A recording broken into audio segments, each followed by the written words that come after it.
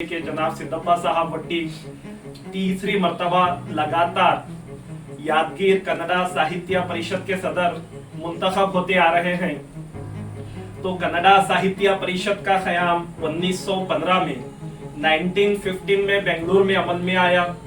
तो कन्नड़ा साहित्य परिषद का कायम करने का मकसद ये है कि रियासत में या मुल्क में, देश में कन्नड़ा जबान को फरोग दिया जाए, परवान चढ़ाया जाए, कन्नड़ा लिटरेचर को आम किया जाए।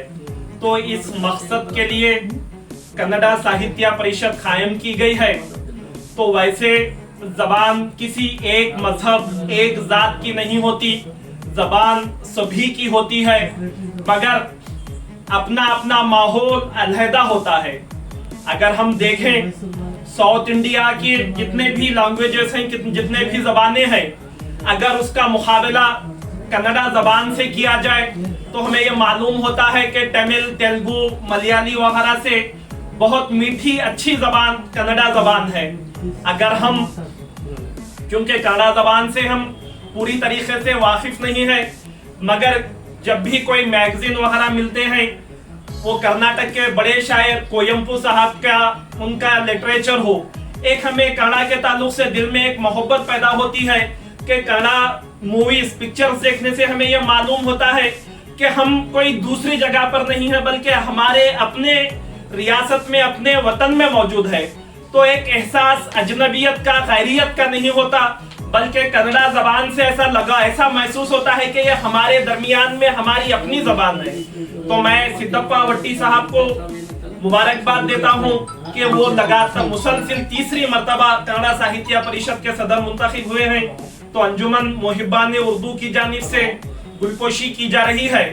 तो कन्नड़ा और उर्दू का रिश्ता कोई अलहदा नहीं है, बल्कि अगर हम उर्दू जबान को देखें, उर्दू जबान के लिटरेचर को पढ़ें, तो बहुत सारे अल्फाज हमें उर्दू जबान में कन्नड़ा के मिलते हैं। और इसी तरह से उर्दू लिटरेचर का जायजा लें तो हमें यह मालूम होता है कि उर्दू में सबसे पहले जो किताबें लिखी गई वो हमारे अपनी रियासत से लिखी गई हैं। बीदर में मुल्ला फखरुद्दीन निजामी जो सबसे पहले कदम राव और पदम राव के नाम से एक मसनवी लिखी थी, वो हमारे ही बीदर जिले की लिखी हुई है। फिर हजरत बंदा नवाज जो गुलबर्गा में हैं, 105 से ज्यादा किताबें वो लिखे, वो भी हमारी रियासत गुलबर्गा से लिखे हुए हैं। और इसी तरह से नात जो हम हमारे पैगंबर मोहम्मद सल्लल्लाहु अलैहि वसल्लम के ताल्लुक से सुनते हैं, सुनाते हैं, और नात जो हुजूर मोहम्मद सल्लल्लाहु अलैहि वसल्लम की तारीफ में लिखी जाती है।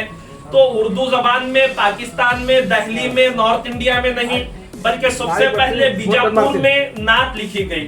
तो ये रियासत कर्नाटक एक हमें कन्नड़ा की वजह से भी एक एजाज है कि हर चीज हमें यहाँ कर्नाटक में पहले नजर आ रही है। तो मैं कुछ बातें जो कहा हूँ बिल्कुल मुख्तसर से वक्त में इनायत भाई की ख्वाहिश पर बोल रहा हूँ। तो हमारे दरमियान में अय्यन्ना हुंडेकर साहब जैसे एक दानिश्वर फिलासफर मौजूद है, उनके सामने कुछ बातें बोलना गोया एक ऐसा है जैसे चांद को चिराग दिखाने के बराबर होता है। मैं ये समझता हूँ कि अय्यन्ना हुंडेकर साहब कन्नड़ा साहित्य परिषद के ताल्लुक से अपने तफसीली ख्यालात का इजहार करेंगे। मैं सभी का शुक्रिया अदा करते हैं अपनी बात को।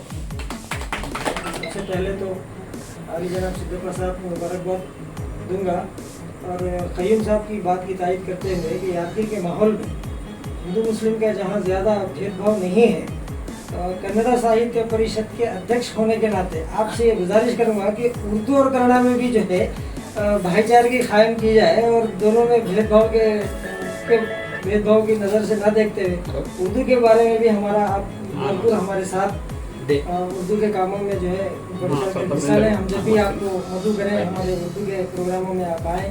और कन्नड़ा के प्रोग्रामों भी हमारे डॉक्टर साहब हैं, अंजुमन के सदर हैं, शायर हैं, बहैसियत शायर उन्हें भी मदू किया जा सकता है।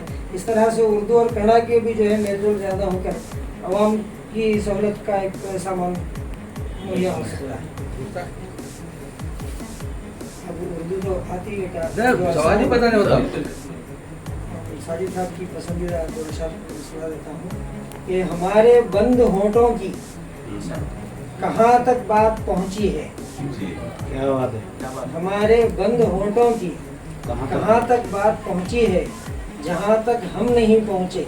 वहाँ तक बात क्या बात है, क्या बात है, वेरी गुड। जहाँ तक हम बहुत नहीं खूब। पहुँचे वहाँ तक बात पहुँची है। बताओ जुर्म उल्फत के अकेले हम ही क्यों मुजरिम। क्या बात है, क्या बात है। बताओ जुर्म उल्फत के अकेले हम ही क्यों मुजरिम। वहाँ तक साथ थे तुम भी जहाँ तक बात पहुँची है। वहाँ तक साथ थे तुम भी जहाँ तक बात पहुँची है। बहुत बहुत शुक्रिया। अस्सलाम वालेकुम, नमस्कारಗಳು। जैसा कि आप जानते हैं, यादगिरी कन्नड़ साहित्य परिषद का जो इलेक्शन हुआ है उसमें हमारे शहर के हमारे हरदिल अजीज दोस्त सिद्धप्पा वट्टी साहब ने बिला मुकाबला मुंतखब हुए हैं। ये हमारे लिए और पूरे यादगीर के लिए बड़ी ही खुशी की बात है। मैं हमारे मुहिबान उर्दू की जानिब से सिद्धप्पा वट्टी साहब को दिल की गहराइयों से मुबारकबाद पेश करता हूँ। वैसे तो सिद्धप्पा वट्टी साहब यादगीर के लिए नए नहीं हैं, उनके कारनामे हम सबके सामने हैं। यही वजह है कि आज सिद्धप्पा वट्टी साहब बिला मुकाबला मुंतखब हुए हैं। इनसे कई अभी हमको उम्मीदें वाबस्ता हैं। मैं उम्मीद करता हूँ कि सिद्धप्पा वट्टी साहब सभी ज़बानों को साथ में लेके चलेंगे और मैं उनसे एक गुजारिश करता हूँ कि जिस तरह हमारे मुशायरे होते हैं उसी तरह कन्नड़ा और उर्दू के दोनों मुशायरे मिलाकर करें तो एक कन्नड़ा उर्दू के एक मिलाप का एक मुशायरा हो सकता है। हम इससे पहले भी तिम्मापुर में रंगमपेट में कई मुशायरे इस तरह के किए हैं, कन्नड़ा और उर्दू के बहुकवि सम्मेलन जिसे कहते हैं। तो मैं सिद्धप्पा वट्टी साहब से गुजारिश करूंगा कि आने वाले दिनों में वो इस तरह का प्रोग्राम यादगीर में मुनक़िद करें। और मैं और एक बार हमारी जानिब से तमाम शहर की जानिब से सिद्धप्पा वट्टी साहब को मुबारक पेश करता हूं। ಮೂರನೇ ಬಾರಿಗೆ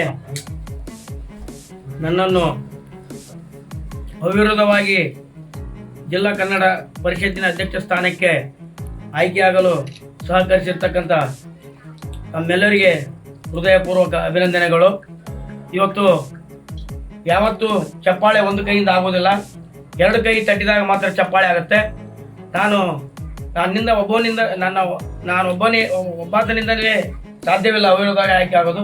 ತಮ್ಮೆಲ್ಲರ ಸಹಕಾರವೇ ಮೂಲ ಕಾರಣ। ಯಾದಗಿರಿ ಜಿಲ್ಲೆಯಲ್ಲಿ ಯಾವತ್ತೂ ಕನ್ನಡ ಸಾಹಿತ್ಯ ಪರಿಷತ್ತು ಜಾತಿ ಮತ ಪಂಥಕ್ಕೆ ಸೇರಿರುವುದಿಲ್ಲ, ಎಲ್ಲ ಜಾತಿಯವರು ಸೇರಬೇಕು। ಕನ್ನಡ ಭಾಷೆಯನ್ನು ಬಲ್ಲವರಾಗಿದ್ದರೆ ಅವ್ರಿಗೆಲ್ಲರಿಗೂ ಕೂಡ ನಮ್ಮಲ್ಲಿ ಅನುಕೂಲ ಮಾಡಿಕೊಡ್ತೇವೆ। ಇವತ್ತ ನಿಜವಾಗಿಯೂ ನಮ್ಮಲ್ಲಿ ಈ ಉರ್ದು ಭಾಷೆಯಲ್ಲಿ ಎಷ್ಟು ಪರಿಣಿತರಾದ ಕನ್ನಡ ಭಾಷೆಯಲ್ಲಿ ಕೂಡ ಅವರು ಬರೆದು ಪರಿಣಿತರಾದರೆ ನಾವು ಪ್ರೋತ್ಸಾಹ ಕೊಡ್ತಕ್ಕಂಥದ್ದಾದ ಈ ಸದ್ಯ ನಮ್ಮಲ್ಲಿ ನಮ್ಮ ಜಿಲ್ಲೆಯಲ್ಲಿ ಹುಡುಕಾಡಿದ್ರೆ 4 ಈಗ ನಬಿಲಾಲ್ ಮಕ್ಕಂದಾರ್ ಸಾವ್ರಾರ, ಮತ್ತೆ ನಮ್ಮ ಕುತುಬುದ್ದೀನ್ ಅಮ್ಮಾಪುರ್ ಅವರಾರ, ಮತ್ತು ಕಾಶಿಮ್ ಅಲಿ ಉಜ್ರತ್ತಿ ಅವರದಾರ, ಅಬ್ದುಲ್ ಕರೀಂ ಸಾಬ್ ಕನ್ನೇಕೋಳವರ, ಇನ್ನೂ ಹಲವಾರು ಬಂದರೆ ಈಗಾಗಲೇ ನಾವು ನಿಜವಾಗಿಯೂ ನಾವು ಅವರ ಭಾಷೆಯ ಪುಸ್ತಕಗಳನ್ನು ಪ್ರಕಟ ಮಾಡಿದ್ದೀವಿ। ನಮ್ಮಲ್ಲಿ ಜಾತಿ ಮತ ಪಂಥ ಇಲ್ಲ, ಅದಕ್ಕಿಂತಲೂ ಗಜಲ್ ಚಾಲ್ತಿಯಲ್ಲಿವೆ। ಈ ಗಜಲ್ ಪುಸ್ತಕಗಳು ನಮ್ಮಲ್ಲಿ ಇದ್ದಾವೆ ಈಗ ಸದ್ಯ।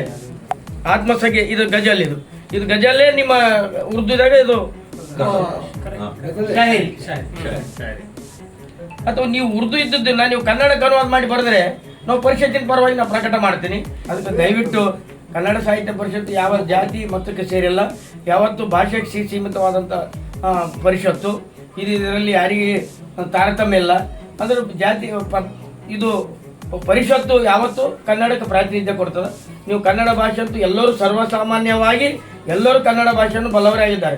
ಬಹಳಷ್ಟು ಮಂದಿ ನಮ್ಮ ಯಾದಗಿರಿ ಒಳಗೆ 1ನೇ ತರಗತಿಯಿಂದ ಹಿಡಿದು 10ನೇ ತರಗತಿ ಕನ್ನಡ ಮಾಧ್ಯಮದಲ್ಲಿ ಓದಿದವರು ಭಾಳ। ಆಮೇಲೆ ಏನದ ನಮ್ಮ ಉರ್ದು ಭಾಷೆ, ಈ ಹೈದರಾಬಾದ್ ಕರ್ನಾಟಕದ ಉರ್ದು ಭಾಷೆ ನಮ್ಮ ಲಕ್ನೋ ಉರ್ದು ಭಾಷೆಗೂ ಸಮಾನಾಂತರವಾಗಿ ಅದ।